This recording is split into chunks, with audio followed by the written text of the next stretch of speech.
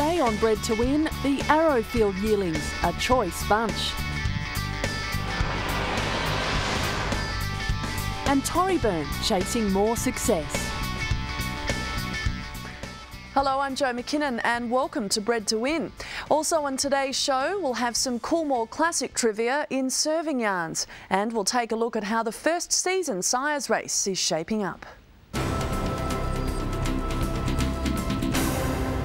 Breeders in the Hunter Valley have welcomed the Labor government's commitment to introduce exclusion zones to protect valuable industries, which includes the breeding heartland of Australia.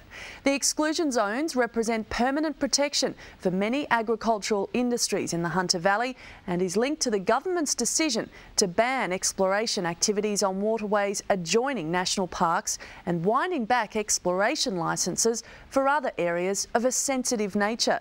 This means that aside from arresting the degradation of arable land in the Hunter, the waterways so important to agriculture and the environment as a whole will now be protected. John Cornish is known in racing circles as the chairman of the newly formed Australian Turf Club. But for several years now, John's Torryburn stud has been producing quality gallopers in profusion. Earlier this week, I travelled to Torryburn, which is located to the southeast of the breeding heartlands of Muswellbrook and Scone, to profile some of the highlight lots in an impressively even draft.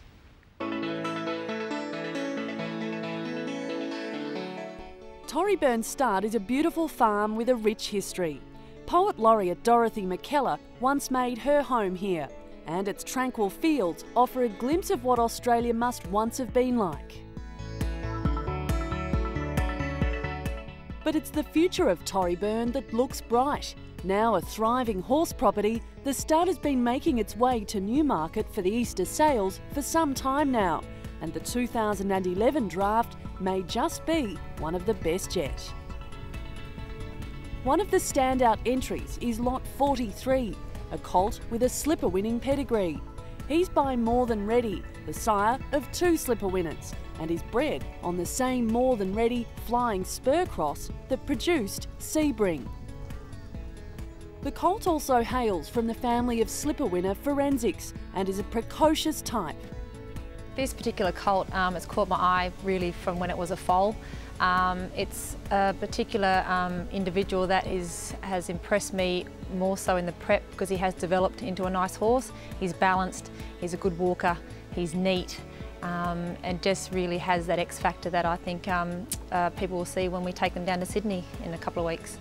And in particular, the most impressive feature of the horse when he was parading out here was his walk. He effortlessly covers ground, doesn't he? Well, that's right, and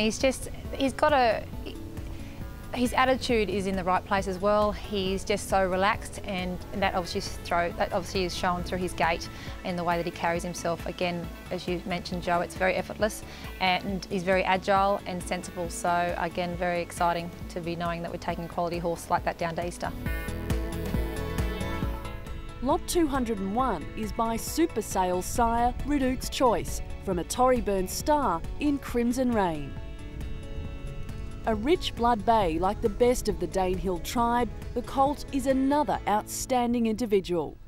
John and Pam Cornish raced the mare, so it's a long line of family there, and it's exciting to obviously bring another quality Redoute's Choice colt to the sales arena. But this particular colt that we've shown you today is a lot more leg and a lot more scope, and just again the X factor's there in his quality of his gait and the way he moves, very loose. For a big horse, he coordinates himself quite nicely. Lot 298 is a More Than Ready colt bred on the same cross as Torryburn's yearling from Sharp Auntie. The colt's dam, Joy of Flight, was herself a gifted race mare, winning the Tessio Stakes. I think it's exciting for the reason being a third fight of the mare, you can see a lot more substance in this particular colt, and I think we're looking at more as a 2-year-old here, or a late 2-year-old, whereas the first one we took to Easter last year, you could see that the horse needed time. Again, had a lot of very exciting qualities, but just the time was a factor there, I think, with that horse. This colt is a lot more forward. The last lot on the second day of selling is a half-brother to talented mare Montana Flyer by sire of the moment, Elusive Quality. Obviously a very exciting family on the dam side as well, out of Montana Downs. Obviously she's a dam of Montana Flyer that's doing extremely well. She's been a consistent mare on the track for Gay Waterhouse. I believe she's in the Coolmore this weekend. So yeah, so it's all about timing, I think, when you're sort of moving yearlings into the sales arena. And this particular colt, yeah, I mean, he's a nice colt. To me, he's going to need a little bit of time. He's very forward in the shoulder, lacks a little bit of strength in the hind quarter, but across the board, he's going to, with time, he'll prep into a very nice horse and grow and develop. The whole family has been consistent across the board over the last few years. So again, I think it's a very exciting time for that family, and it's all about timing. Having closed day 2 of the sale, Torryburn will open day 3 with this Shamardale filly from the Montana family, being out of the more than ready mare Montana Sunset. This filly is a first foal out of the mare Montana Sunset. She's the mare is a more than ready mare, so you can really see a lot of the attributes of more than ready in this particular filly. In saying that, she's also got the qualities of Shamardale, so a very impressive filly, strong, forward for a first foal, very good walker. Again, I sort of emphasise on favourites, but she has caught my eye as well in the draft. Again, a filly that's sensible and just carries herself with professionalism. One of the highlight lots of the Torryburn draft must be this strapping filly by Costa de Lago from El Prado mare Princess Bologna. It's a filly that I'm very excited about taking down to Sydney for the reason she's very forward, has that touch of elegance, as you've just mentioned, more than a touch. I think she's covered with a lot of it, to be honest. She carries herself well, is very mentally sort of in the right place, has taken everything on board. She's a second foal out of the mare, out of an American mare, El Prado mare. So in saying that, again, it's exciting to see the second foal out of this mare that John and Pam own, that we've got her in foaled a long row for this year and has a cracking Reduced Choice filly at foot. So again, a mare that's just that's doing all the right things, and we're bringing her progeny to the sales arena and getting very well sort of rewarded for. In this era of heavy scrutiny of yearlings, it's very hard to find a horse that ticks all the boxes, especially when it comes to X-rays.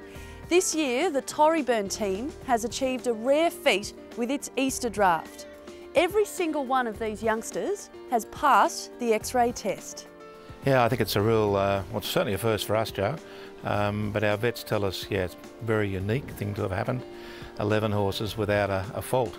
I think it says a lot about the way the horses are fed and looked after here, because we all expect to get a few bumps and grinds and a bit of this and a bit of that. These horses don't have anything.